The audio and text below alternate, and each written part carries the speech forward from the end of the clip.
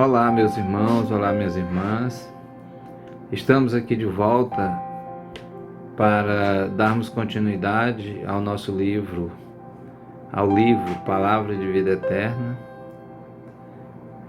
Hoje nós vamos tratar do terceiro capítulo, está intitulado como Evitando a Tentação.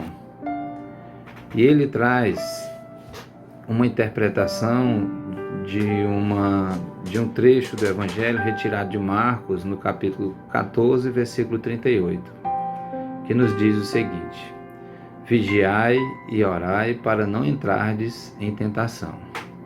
Jesus. A interpretação de Emmanuel é a seguinte: vigiar não quer dizer apenas guardar, significa também precaver-se e cuidar. E quem diz cuidar, afirma igualmente trabalhar e defender-se. Orar, a seu turno, não exprime somente adorar e aquietar-se, mas, acima de tudo, comungar com o poder divino, que é crescimento incessante para a luz, e com o divino amor, que é serviço infatigável no bem. Tudo que repousa em excesso é relegado pela natureza. Tudo que repousa em excesso é relegado pela natureza à inutilidade. O tesouro escondido transforma-se em cadeia de usura. A água estagnada cria larvas de insetos patogênicos. Não te admitas na atitude de vigilância e oração, fugindo à luta com que a terra te desafia. Inteligência parada e mãos paradas impõem paralisia ao coração, que da inércia cai na cegueira. Vibra com a vida que escoa, sublime ao redor de ti, e trabalha infatigavelmente, dilatando as fronteiras do bem, aprendendo e ajudando aos outros em teu próprio favor. Essa é a mais alta fórmula de vigiar e orar para não cairmos em tentação.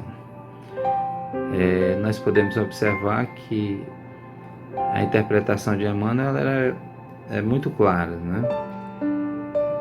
Que nós precisamos cuidar dos nossos atos e vigiar e orar, cuidar daquilo que nós estamos realizando no nosso dia a dia, né? Vamos fazer algumas interpretações aqui. Se bem que interpretar a interpretação de Emmanuel não é coisa muito fácil, né? No primeiro parágrafo, que diz que vigiar não quer dizer apenas guardar, significa também precaver-se e cuidar. E quem diz cuidar afirma igualmente trabalhar e defender-se. Muito interessante esse modo de ver de Emmanuel, né? Quem diz que cuidar afirma igualmente trabalhar e defender-se.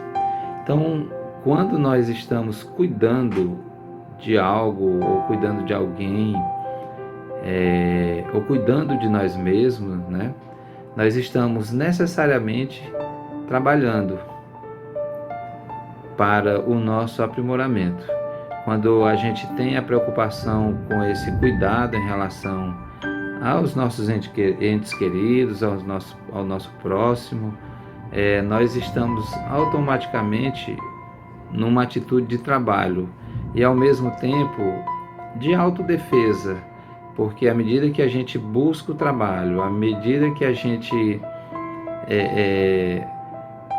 se identifica com algo que nos traz uma certa alegria na realização daquilo, automaticamente a gente cria uma defesa. O porquê dessa defesa? Nada mais, nada menos do que realmente o desdobramento daquilo que nós buscamos. Se nós buscamos algo no bem, certamente nós vamos adquirir algo no bem. Não que nós tenhamos que trabalhar com esse desejo, já com esse pensamento de que eu vou fazer o bem porque necessariamente eu vou receber o bem em troca. Não é nesse sentido. Vamos nos lembrar do que o Mestre disse, que nós devemos fazer o bem pelo bem, né? Nós não devemos fazer o bem objetivando algo em troca. Mas quando nós praticamos esse bem, sem esse desejo de obtermos um resultado de troca sobre isso, nós estaremos praticando a verdadeira caridade, né? Então, no parágrafo seguinte, ele diz: orar a seu turno não exprime somente adorar e aquietar-se, mas, acima de tudo, comungar com o poder divino. Vejam bem, orar a seu turno não exprime somente adorar e aquietar-se. Então, muitos de nós achamos que adorar é a gente ficar na ideia de que nós vamos emitir palavras de adoração a Deus, de adoração a Jesus, e ficarmos quietos, parados no nosso lugar, sem nos movimentarmos, sem praticarmos algo de bom, sem exercermos alguma atividade no bem. Então, isso não tem muita valia se nós estamos nesse estado de contemplação apenas, né? Porque os exemplos que Jesus nos trouxe foram sempre nesse sentido de que a ação, ela é parte do nosso cotidiano, e a gente tem que estar sempre tomando atitude, sempre agindo. E nunca é demais a gente lembrar que essas ações, elas devem ser sempre baseadas no caráter moral, no caráter que nos conduza a um desenvolvimento, que nos conduza ao desenvolvimento da nossa própria consciência, né? Pois à medida que nós compreendemos esse desenvolvimento, que a nossa consciência se dilata, a gente percebe um mundo muito mais amplo, a gente percebe um mundo muito maior do que simplesmente o que os nossos olhos materiais conseguem perceber. Crescimento incessante para a luz. Então, orar também é crescimento incessante para a luz, desde que esse orar ele esteja, repetimos, baseado na atitude, baseado no exemplo, baseado no fazer, não simplesmente na contemplação. Logo abaixo, aí ele esclarece que tudo que repousa em excesso é relegado pela natureza à inutilidade. Então, se nós continuamos ainda nessa ideia de apenas estarmos contemplando a natureza, de estarmos contemplando a divindade, de estarmos nessa situação de observar apenas, de reparar que tem ali o erro, alguém necessitando de um amparo nosso, mas a gente apenas contempla e não age, não realiza nada em proveito daquele necessitado, daquele que por hora esteja necessitando, precisando mesmo de que nós façamos algo por ele, a gente continua somente meio que inerte, né? Não realizamos aquilo que o Cristo nos ensinou. A água estagnada cria larvas de insetos patogênicos, então torna-se, a gente passa até mesmo a ter um adoecimento emocional, um adoecimento mental. Podemos chegar a esse estágio pelo fato de a gente não agir, não fazer algo de bom, a gente apenas achar que se nós estivermos falando de Jesus, se nós estivermos falando de Deus, já é o suficiente para que a gente adquira a tão desejada salvação, não é? Essa incessante que nós humanos sempre temos estabelecido como meta para nós, e isso é muito válido, claro, desde que a gente compreenda essa questão da salvação como algo que depende em grande parte de nós mesmos, daquilo que nós estamos realizando na existência atual,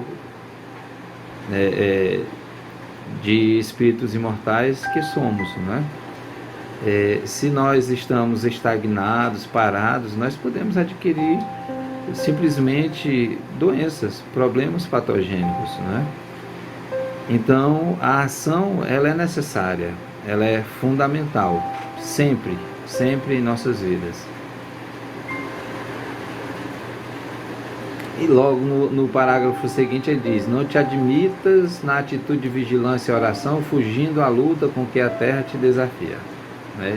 Isso é fantástico, porque nós muitas vezes não queremos enfrentar os desafios que surgem à nossa vida, compreendendo. Muitos de nós pensamos que nós estamos aqui neste planeta a passeio, que a gente veio aqui numa excursão temporária de gozos, de prazeres, apenas isso, né, de aproveitar a vida, porque a vida é curta, no sentido pejorativo, esse aproveitar, né? Porque muitos pensam que aproveitar a vida é fazer uso das diversas possibilidades que a nossa vivência material nos apresenta, como o uso de entorpecentes, viver de festas, viver em busca de uma alegria que é passageira, né? Não é uma alegria perene, porque a única alegria perene mesmo é a do espírito quando alcança o seu desenvolvimento, tanto moral quanto intelectual. Então, quando o espírito chega a uma condição de maior desenvolvimento, de evolução realmente, aí sim a gente terá uma felicidade muito mais plena, né? Seremos verdadeiramente felizes. Se bem que a literatura espírita nos diz que os espíritos de luz, os espíritos já mais evoluídos, não se aquietam, não descansam enquanto não veem seus entes queridos, aqueles mais próximos, de uma relação mais próxima de longas existências, ainda estão em queda, né? Então não há felicidade plena, porque eles só se sentem felizes quando realmente todos aqueles a quem eles amam também estão na mesma condição, né? Um exemplo disso é o Dr. Bezerra, que quando do seu desencarne, do retorno ao plano espiritual, pediu autorização para continuar na crosta terrestre, né? Realizando os trabalhos, amparando a todos nós que ainda nos encontramos aqui, que tanto necessitamos dos exemplos dele e de muitos outros irmãos nossos que passaram por aqui e deixaram grandes exemplos, né? Inteligência parada e mãos paradas impõe paralisia ao coração, que da inércia cai na cegueira. Então, mãos paradas, inteligência parada. Qual a utilidade que nós estamos fazendo da nossa inteligência, daquilo que nós já recebemos de concessão do Criador? O que realmente nós estamos fazendo de nossa vida? O que eu aprendi, o que eu já adquiri de conhecimento, eu estou utilizando para amparar alguém, para fazer o bem ao meu próximo, ou eu estou utilizando em proveito próprio, único e exclusivamente? Eu só movimento as minhas mãos para exercer alguma atividade quando eu vou ter algo em troca daquilo que eu vou executar naquele momento. Então, nós precisamos ficar muito atentos a isso, porque uma inteligência parada, vamos lembrar da parábola a parábola dos talentos, né, em que o Senhor distribui alguns talentos, dá 10 para um, 5 para um e 2 para outro de seus trabalhadores, e que aquele que recebeu apenas 2 talentos os enterrou na terra, né? Os enterrou, os colocou em um buraco com medo, com receio do seu senhor, de que o senhor era muito justo, até certo ponto rigoroso, e ele, com medo de fazer mau uso daquele talento que a ele foi dedicado, ele acaba que enterrando, né? E ele sofre as consequências disso, porque se nós recebermos os nossos talentos, nós precisamos exercê-los, nós precisamos executá-los. E isso faz lembrar, no livro Obreiros, Os Mensageiros, perdão, dois exemplos que me chamaram bastante atenção, que estão nos capítulos 11 e 12, os exemplos de Belarmino e de Monteiro. Isso já no capítulo de dialogadores, né? Que eram doutrinadores, o termo utilizado à época, e hoje nós tratamos como dialogadores. O primeiro, Belarmino, ele, além de dialogador, ele também exerceu a função de dirigente de uma casa espírita. E o seu papel durante esse trato, né, aquilo que ele tinha como compromisso assumido, já ido lá do nosso lar e reencarnado, já com todas as experiências, com todo o aprendizado recebido em nosso lar, ele ainda comete erros grotescos, né? Porque dedicou-se mais à ciência, dedicou-se mais a essa busca pela parte científica, utilizando-se de médiuns que estavam lá para ajudá-lo no desafio de levar a mensagem do Cristo adiante, e esqueceu a parte evangélica, esqueceu a parte do coração, né? E agiu muito somente com a parte intelectual, e isso foi motivo de queda, porque o compromisso dele era em difundir o evangelho do Mestre, e não ampliar mais o seu conhecimento na área do intelecto, né? Desenvolver a área do intelecto. Então, isso foi razão de queda dele, porque o compromisso dele era no desenvolvimento da parte evangélica. O outro exemplo de Monteiro, que vem logo no capítulo seguinte, ele também tinha o compromisso da dialogação. O compromisso dele era para ser um doutrinador, repito, era o termo utilizado à época, e que hoje nós tratamos o termo como dialogador nas nossas reuniões mediúnicas. E Monteiro também fez mau uso daquilo que ele aprendeu, daquilo que ele já tinha desenvolvido com o intelecto, que utilizava, ele relata que tinha prazer, na verdade, satisfação, quando na dialogação vinha um espírito menos evoluído, mais sofredor, mais necessitado, e ele acabava com a sua verborragia se achando superior àquele espírito, né? E tratava nas reuniões mediúnicas de paciência, de cuidado, de atenção, mas agia totalmente o contrário do que ele pregava, né? Então isso é muito comum nos dias atuais, né?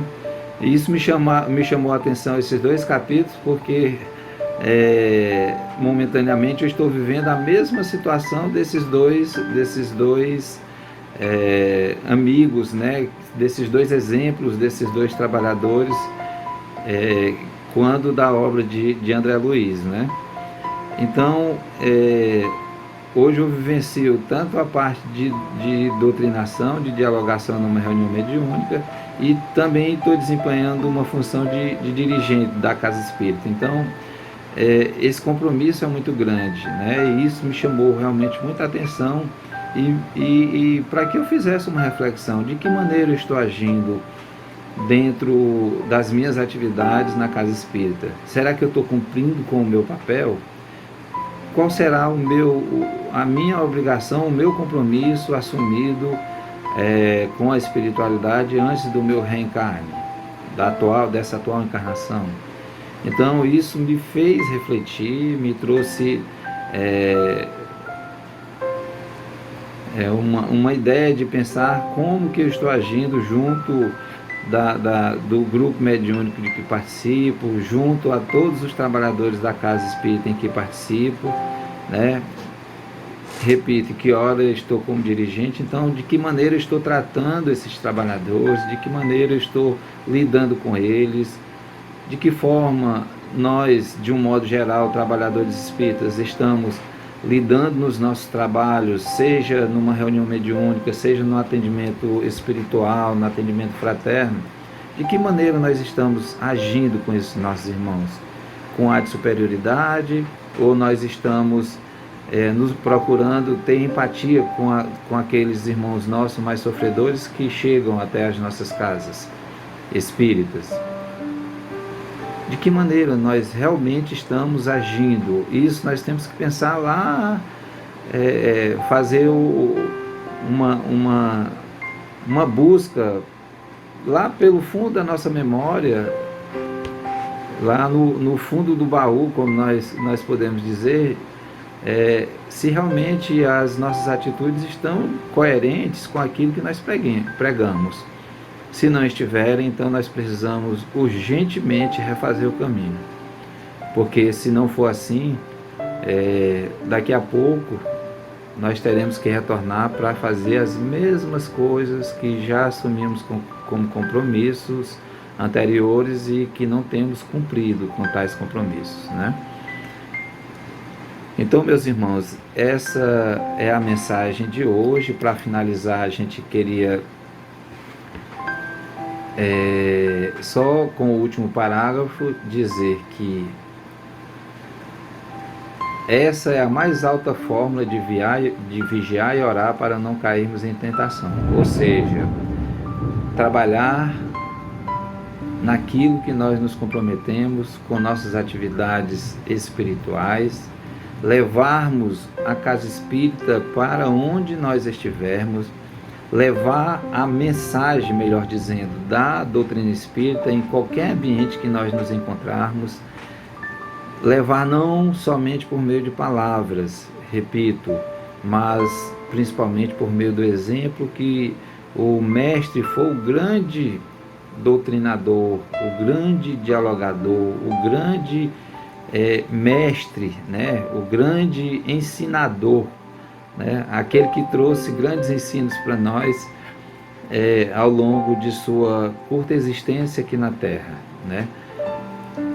Então a gente precisa se basear nisso, a gente precisa compreender realmente essa mensagem universal do nosso Mestre Jesus, e que a inércia ela nos faz adoecer, se não adoecer do corpo, que muito provavelmente ocorrerá, mas adoecer do espírito. Portanto, meus irmãos, vamos pôr mãos à obras, vamos sair da zona de conforto que nós estivermos, vamos buscar a ação no bem de forma constante, infatigavelmente. Claro que precisamos, em dados momentos de repouso, de descanso, para recuperar as nossas energias, mas nós não podemos deixar de trabalhar no bem de forma constante. Não podemos deixar de levar a mensagem do Mestre, a mensagem do Cristo redivivo, que é a mensagem da doutrina espírita, aonde nós pisarmos os nossos pés, aonde nós colocarmos os nossos pés, aonde nós estivermos com a presença física ou espiritual, nós precisamos verdadeiramente nos conduzirmos desta maneira, da maneira que o nosso querido e amado Mestre nos ensinou.